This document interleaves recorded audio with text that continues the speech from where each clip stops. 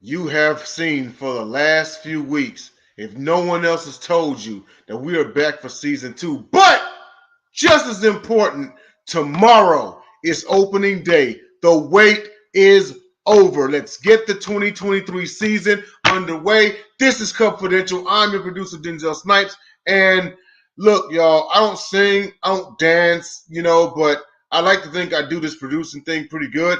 But I know a guy who does the hosting thing real good, and here he comes right now, the Brooklyn bad boy himself, JB Ellis. So, Denzel, I got to ask, did you put up your opening day tree and hang your opening day stocking? Um, Not really. I mean, No I guess opening I day could cut a carols? branch down. I can cut a branch down, maybe standing in the corner, and maybe I hang some mean, ornaments.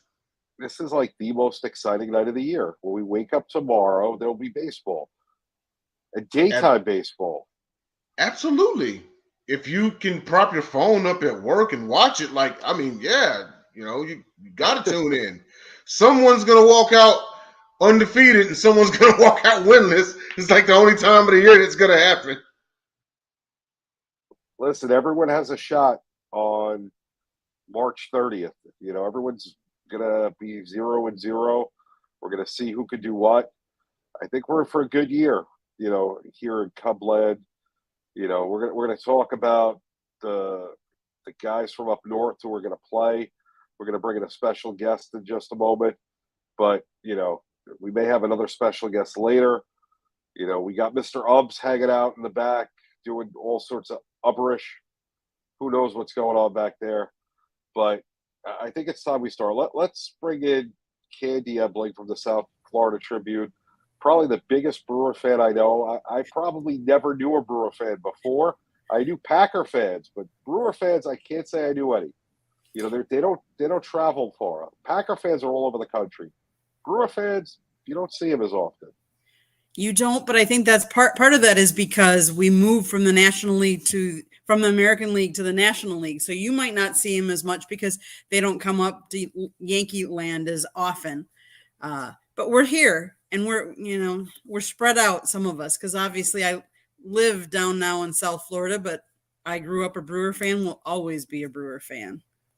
So what's the lookout for the year for you? How do you see the Brewers doing in this division? So I wish I could say I think they'll do really well. I'm not sure they will. I think they'll kind of be neck and neck with the Cubs, but I think we're facing St. Louis, and I think they're going to be tough this year as well. But the Brewers have had some interesting offseason moves. First of all, with David Stern stepping down from the president of baseball operations and letting Matt Arnold, elevating him from general manager. We didn't spend much money in free agency, but we did do a bunch of trades. And our starting pitcher who goes against you guys tomorrow, Corbin Burns, we kind of upset him when we went to set out arbitration and everything like that this year. It'll be interesting to see. I'm hopefully optimistic, but I know our bats let us down last year. We need to make sure they are awake this year. Don't you wish that they kind of moved this game some miles up north where there's a dome and who cares what the weather is? It was snowing today in Chicago. We're going to play baseball tomorrow. Yeah, it's going to be a little bit warmer, but it's still going to be cold. They have this facility up in Milwaukee, and they put a thing called a roof on it. So when you play these ridiculous March games, you could play them indoors. Wouldn't that make more sense to open there? Smartest thing Milwaukee did was put that dome over. It actually cost some of the aldermen their jobs because they voted to do this, and a lot of people were against it. But it was very controversial. But they're so thankful they did because let's face it, they're guaranteed a game. So that was the best thing. Anybody in the state now can plan because they take bus trips from up north, 3-4 hours away to come down to a game. They're guaranteed a game, which is the smartest thing. Let's face it, we don't even know if tomorrow's game is going to go off. It depends on what the weather's like down in Chicago. Yeah, last year I was going to a game early May. It may have been at the end of April. And, it was supposed to rain, but it didn't start raining yet, and it was bitter cold. Driving to go to Wrigley Field, we got 3/4 of the way. They called the game.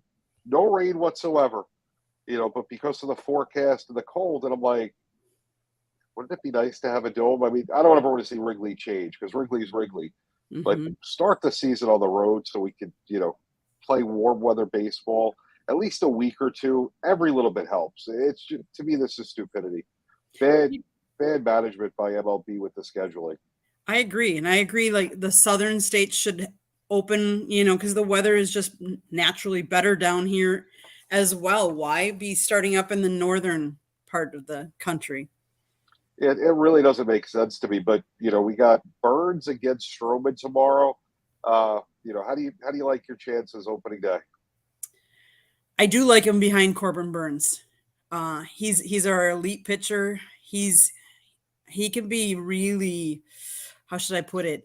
If he's on, watch out. His ERA last year, he ended, I think, 2.94. He's doing good. As long as our hitters are there, it'll be an interesting game. I think it gives you guys get, I think, a little bit of the edge because you're home field advantage. Right. But, because let's face it, Wrigley is just Wrigley. I mean, it's iconic stadium, place to play. But with the cold, they're not used to it. Everybody's trained, in Arizona, and it's warm down there. So they're not used to hitting the ball up in these cold parts. So that'll be interesting as well. It's a nice day to be a DH. You get to sit on a heated bench all day, go up once every couple innings, swing at a couple of pitches. Maybe you get on, maybe you don't. Go back to the heat, But we'll see. It's going to be interesting. Usually, beginning part of the year, the wind blows in, so there's not much, as far as pop on the ball early on. Stroman, we'll see if he's a little bit more consistent this year. What's your biggest concern facing the Cubs this year? I'd still say our hitting. I still say it's got to be consistent because either we strike out or, we hit the long ball. I want to see more of those go old school hits and then stealing bases and, running the bases because I think we have speed, but I think we need to get the guys on the base. So I think it's going to be a long year for you guys. I think third place is where you're looking. I think we're going to overtake you.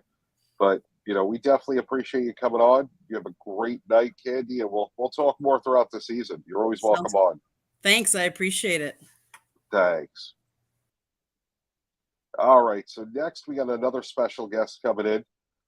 We got our guru of gambling, the man behind that probably never sleeps. I know he was working on WrestleMania props earlier. I actually spoke about you today at work, which is pretty funny. Uh-oh. Yeah, I was talking to somebody. They're talking about WrestleMania. I'm like, I know the guy that's writing the props for WrestleMania, and he was all excited. He thought I was watching a lot of wrestling, which I don't, but I used to. But it was ironic that I got to talk about that today, and here you are. I'm glad I made the highlight of your day today, so I'll be able to sleep so much better tonight now. So you're here. You're a Cub fan. I know you're always busy, but opening day is a special day for all baseball fans. So as a guy who does a lot of prop bets and, knows probably more about sports because of gambling and looking at it different ways, what should we look forward to this year with the Cubs? For probably the first month or so, because let's face it, the SmackDown and where you live in Illinois is going to be in probably lower temperatures than normal. I mean, what's tomorrow? High supposed to be like in the 60s. I mean, was it today 50 today at Wrigley? The wind's probably going to be blowing in until the green comes into the ivory turns green. So when you look at Cubs baseball, you always want to look at road games early to try to get some maybe wins that might benefit you in August, end of July, and in August. You can say, hey, we got that road win in April, that good road win in May, because these are times where you can't depend on home field at Wrigley because it's a curse for both home and away in the month of April. It's going to be some bad weather. I would not be shocked if Friday and Saturday game could be postponed. They're having either sleet or rain or as I used to call it, slut coming down from the heavens because it's going to be cold and where it could be some snow flurries. So that's a sad part of being a I guess that's why I'm happy. Maybe tomorrow, yeah, it's going to be cold, but I think tomorrow's game will play 9 innings. I still get to sit back and enjoy the Cubs game because I would be shocked if not one or both of them get canceled over the weekend. Yeah, I mean, the weather today definitely wasn't too good. There was a little bit of snow, nothing major, but cold, windy. Tomorrow is probably going to be the best day of the weekend. You know, like you said, over the weekend, Saturday, Sunday, who knows what's going to happen weather-wise.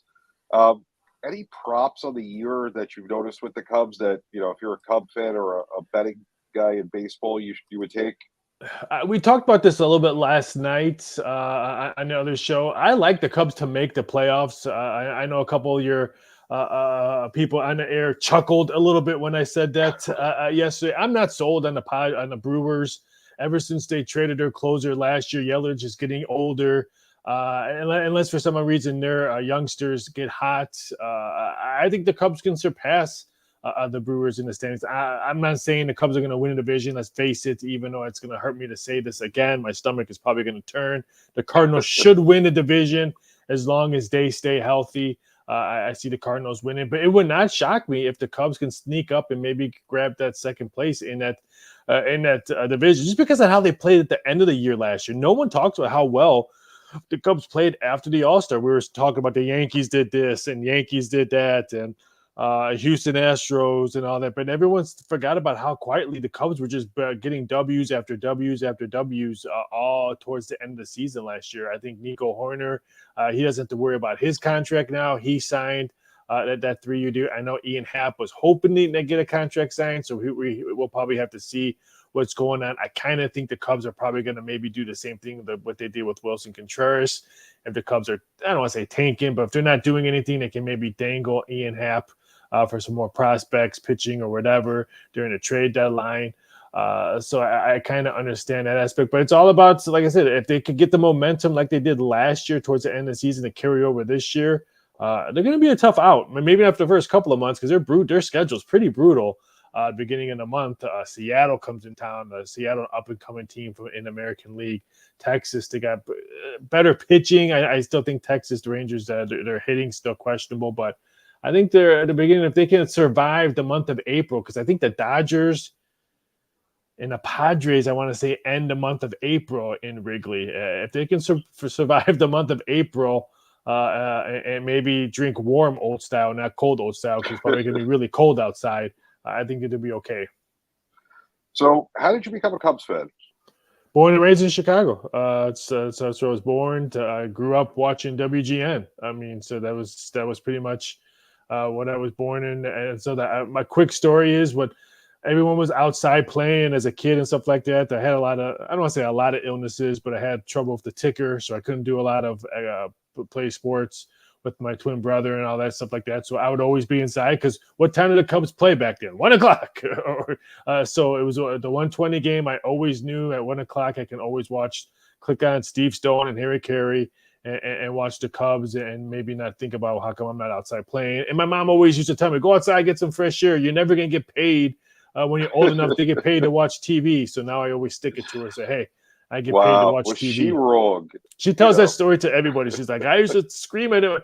When I would get grounded as I was a kid, that would be my punishment. I couldn't watch sports, or I couldn't watch the Cubs, or I had to go outside. Everyone else would be punished. You have to stay inside. Mine was I had to go outside. Imagine how much better you'd be at your job if you didn't get punished. I know. So I could be a gazillionaire, but thanks a lot, Mom. So who's your favorite Cub of all time? Oh, but if you have a 23 on your jersey, for me, you're probably my favorite athlete. That's Ryan Sandberg and Michael Jordan. So those are probably my two closest fans of mine. So a big Ryan. So I was hoping he would be the head coach one day for the Chicago Cubs. There's still a chance. I mean, I don't think Ross is a very good manager. We coined the phrase last year, the Ross loss. He doesn't know how to manage the bullpen. He has no consistency with his lineups.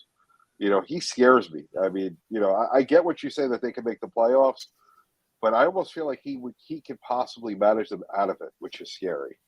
Yeah, we have him, I think, 25-1 to be the first head coach fired of Major League Baseball. Of course, Dave Martinez for the Nationals favorite, Shelton from the Pirates.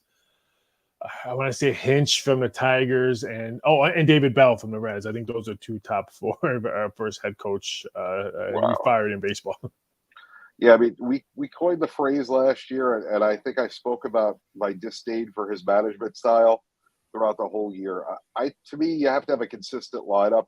I get you tinker with it a little bit at the beginning of the year, but come June, July, August, your lineup's your lineup. Your two-hitter's your two-hitter. He doesn't become an 8-hitter or 9-hitter and then a 3-hitter the next day. You know?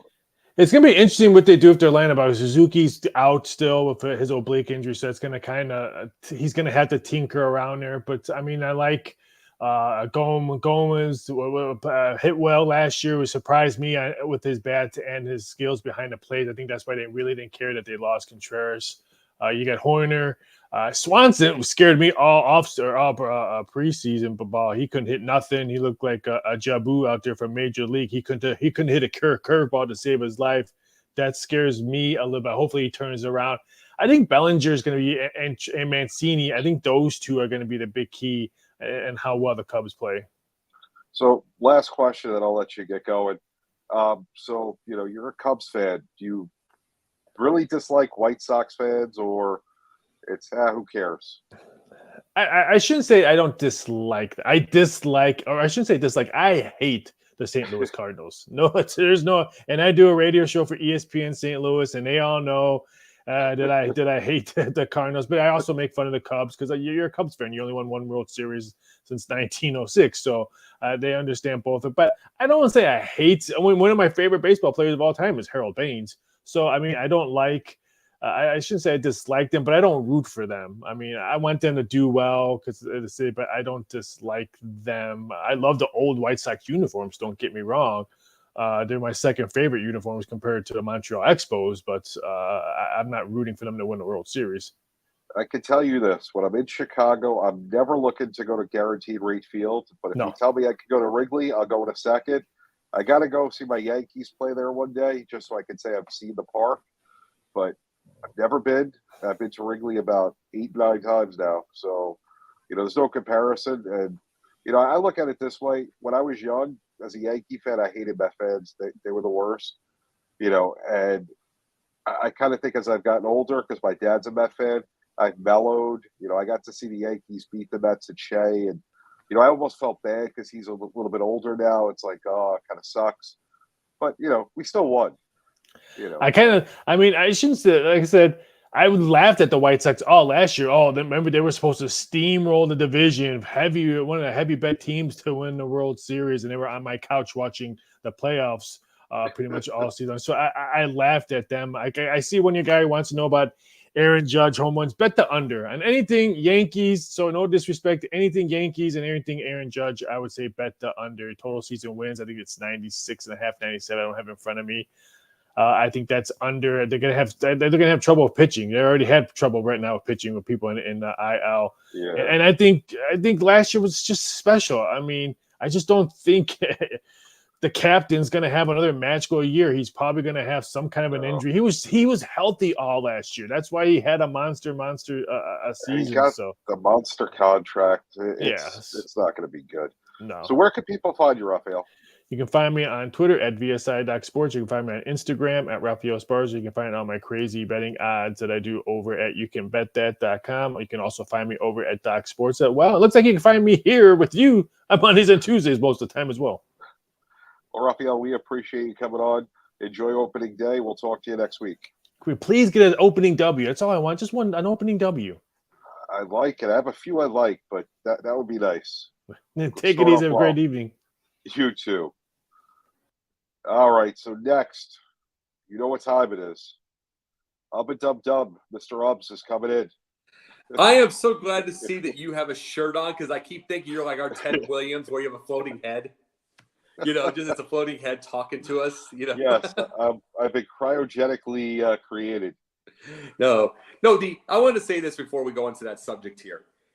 The White Sox fans are so goofy. They were going to steamroll the division.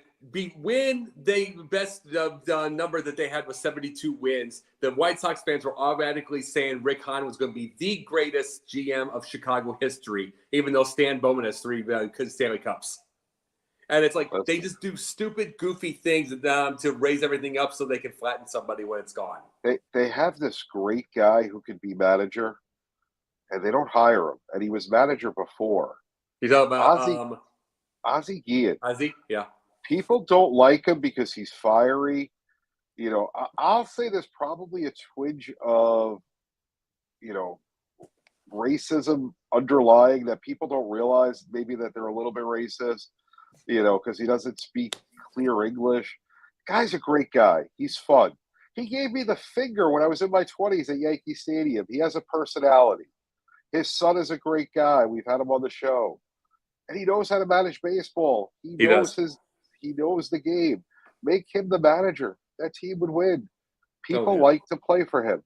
Yes, he's fiery. He's, you know, he's Ozzie. You know, there's people get triggered too easy and they need to stop. You know, listen, that's the guy that should be managing that team. That's all I'm going to say on the White Sox. You know, this is a Cubs show. The White Sox aren't going anywhere. The team that's on the way up is our Cubbies. We're making the playoffs. Raphael said so. Yeah. Anybody who knows sports and odds, we're going to go with Raphael. Let's see what Raphael thinks about. Let's see what Raphael thinks about the Milwaukee in third place. If that happens, you know Bernie Mac's going to come back to life. Well, he did say that last night. He said Milwaukee was coming in third. It's St. Louis, us, and then Milwaukee. Yeah, it can be either way. But hey, either way, as far as the opening day tomorrow, I mean, Corbin Burns. I mean, he was tremendous as Roger Dorn. Oh, not that guy. But no, still, it's like no. But the biggest thing about it is I wonder about. I'm just before we bring up this here. I wonder about the first month just because there is this very first game is going to be it's going to be Marcus Stroman. Then after that, they're trying to figure out the lineups. That first month it's like the first month, like 6 weeks without Kyle Hendricks is going to be tough. It's going to be absolutely tough to figure the lineups and everything like that. So I'm hoping they get out of it at 500. We'll figure it from there. And I'm not worried about Dansby at all because as long as you get that out of your way in preseason, you're fine. The good thing is if we're bad, we got the pitch clock. We get out of there early. You know, if we're good, we're good. So we got the pitch clock and we're early. So then we have more time to celebrate when we win. Exactly. So I mean, either way, it's a plus. So let's talk about the Cubs adding Luis Torrens. 225, 3 homers, 15 RBIs in 55 games with Seattle last year. What do you think about this? It's just nice, usual size. We talked about this during a couple of weeks ago with the whole Cubs deal. Okay, is he going to be good with a specific pitcher? Is it going to be like Ross to Lester? Is it going to be any of those? Is he good like that? Who knows? But it's like, again, it's that hitter. We talked about this. There's just not a lot of good hitting catchers anymore. So the 3 homers, 15 RBIs, it's like this looks like you have a catcher and partial pinch hitter. Yeah, the whole catcher thing is they don't hit anymore. You know, the days of catchers that hit are gone. I know. It stinks too. I don't get it. I think it ended with Yachty. Yeah, pretty much. It's probably one of the last ones. What do we got next on deck from our producer who's making us look really good tonight as usual? Behind the scenes, Denzel Snipes, the #1 producer at Sideline Sports, president of production for Sideline Sports. He's acting every bit like it.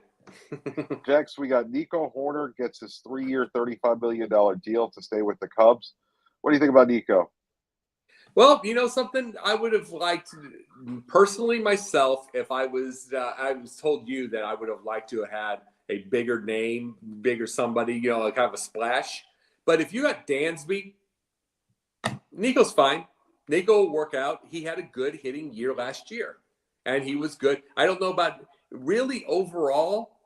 It's not exceptionally a splash, but by itself, if he can continue be a consistent hitter and can be consistent as a shortstop, I mean, it's a good little deal. It's a nice little deal. And yes, Wesneski looked tremendous, especially that slider. So Yes.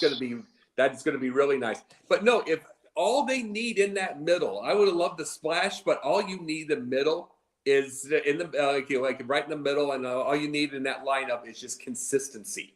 Because they've got some players, they picked up some players on that by itself. We're going to be figuring out if Bellinger can do anything. We're going to be figuring out if Dansby figured out, because he had a 1 home run this spring. He finally got it. So we're going to see if that got him hot and if he figures it out. So all you need really is consistency from that end. Yeah, I like the move. I think Nico deserved the 3-year deal. You know, I want to see how he does, but I don't think it was a very expensive deal, and he was solid last year. Worth doing. Where are we going next, Mr. Producer? You earning your money, producer? Okay. All right. The Hot Cub Time Machine, my favorite segment of the show. Besides this Cubs for you, of course. Yes. But we don't have the season going yet, so that'll be next week. So our Hot Cub Time Machine, first baseman Derek Lee, 3 Gold Gloves, 298 batting average, 179 home runs, 574 RBIs in 7 seasons with the Cubs. What's your thoughts? I'll tell you, he was a great hitter. I've talked about this with Denzel today, actually. As far as a career, I'm not going to call him totally elite, because the elite just continues. Like, he had a 335 season with the Cubs 1 year. He had like a 317, 306, but then he would have like a 270, 280, which are nice numbers. But it's like, it's not consistent. So I'm not going to call him elite, but he was a great hitter. I would say solid. I would say solid. Absolutely. Yeah. Absolutely solid. And he was a great hitter. And I love that. I love a 6'6", just like with Anthony Rizzo. I love a 6'6" guy at first base. And Can't go wrong. No, you can't go wrong. And it's like, I mean, especially when you get those overthrows and you got the height. Exactly. But no, That's huge. But Derek Lee was a solid hitter, great hitter. I mean, I liked it by itself. And it was like, I wouldn't call him elite, but he was right there. And he was clutch. There's no question. How clutch was he? Well, for one thing, we can say 2003, absolutely clutch. Just not with us. It was remember that he did that hit down the line. Yes. After the fact. Yes, he was very clutch on that. But no, he could be, is what I was saying. But again, solid. I'm not going to call him elite, but if you could have a good career like his, you're doing well. So, Mr. Ubbs, it's 9:28 Central Time, 10:28 Eastern Time. I'm about to shut off the lights, close my eyes, so I can go to bed more night. And you can dream about Derek Lee. One more night without baseball. When I wake up tomorrow, 1 o'clock, the San Francisco Giants are in New York City. They're going to be in the Bronx playing the Yankees. Do you get Garrett Cole Brewers, again? We're not talking. We don't mention that name. we don't use those 4-letter words. You know what? The Cubs can trade for him. We will take ivy from the wall when it grows in the summer for Garrett Cole. You don't think the Cubs wouldn't take 16 wins? They took 14 with Talion. Listen, you can have them. I don't like them. Anyway, the Brewers are coming a little south to face the Cubs. We got a good series of baseball if the weather holds out all weekend. We're going to be back next week, Wednesday, 10 o'clock. We're going to talk about the first week of the season. Yes, we will. Till then, make sure you're watching the Pundits Pundit, 8 o'clock on Wednesdays. And Jacob's on a bunch of other shows. Mr. Ubbs is busy. Mr. Producer, take us out of here. We got baseball tomorrow. Let's get going. Mr.